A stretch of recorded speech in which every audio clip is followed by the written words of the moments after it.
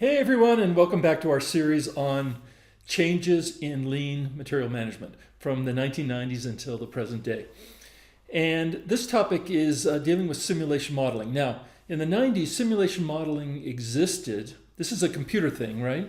It did exist, but you can imagine computers, the whole computer world was a little bit different in the 90s. Now, some of you were probably born in the 90s and may not have grown up with this, but I can tell you that we did have computers in the 90s. We did have laptops in the 90s. They weren't as fast as what we have today. We had spreadsheets in the 90s. We had Lotus 123, if not Microsoft Excel. I can't remember when Excel came in. So we had a lot of the tools that we have today. It wasn't like the dark ages, but this thing, simulation modeling that we're excited about these days, although it also existed, was pretty tough because it was very expensive. It was very steep learning curve. It was really just kind of hard to use unless you were a real specialist, and really actually involved a lot of programming as well. So you had to have kind of a high level of, technical ability, and it wasn't suitable for the layman to get into.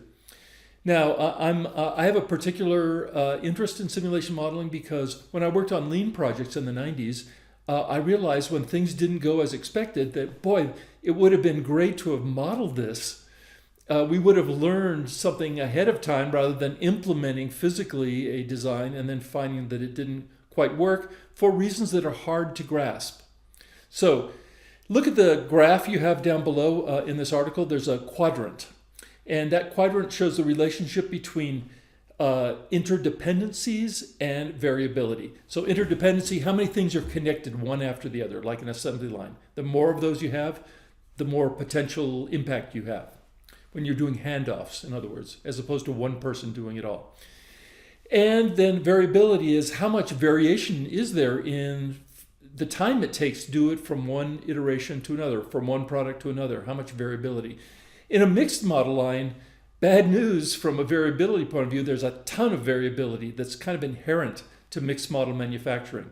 Not only do you have just normal human variability, some people work faster, some people work slower, that kind of variability, which simulation will help you model actually quite nicely.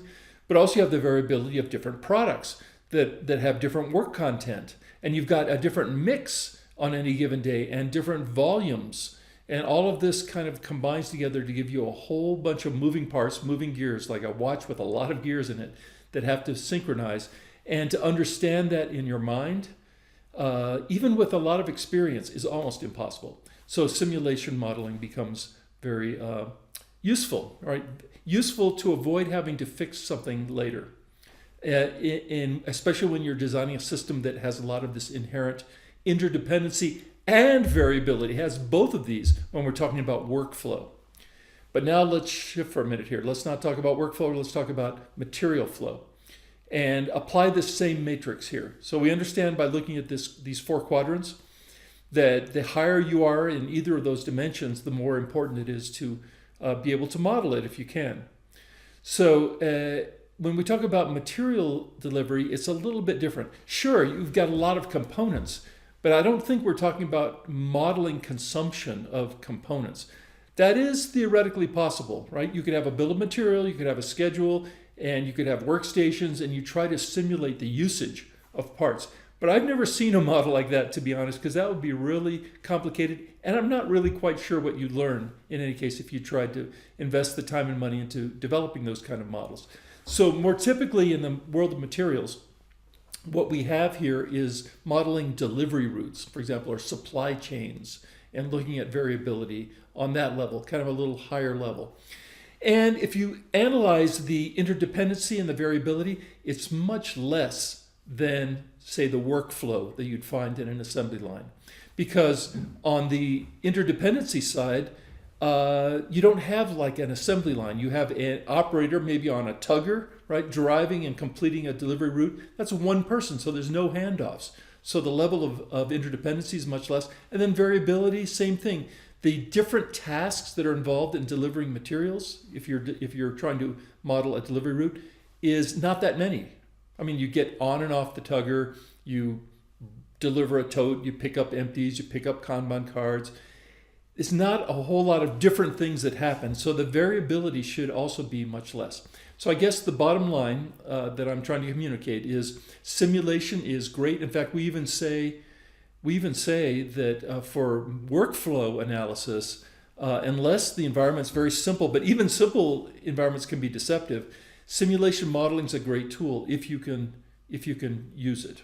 Now, there are a lot of choices of software and so on. The learning curve is not small, but it is possible, and there are simpler tools you can use. So simulation modeling is definitely something to look into if we're talking about workflow design, like what we call line design. But on the material flow design, would it hurt you? Not really, but the models I've seen, to be brutally honest, sometimes look cool. You can see little fork trucks driving around in a 3D type model, but as far as what you learn, not a whole lot, the ones I've seen. So you can probably get by with not simulating material delivery systems. I mean, communicate with me, tell me if I'm wrong, but I'm just sharing with you the ones I've seen.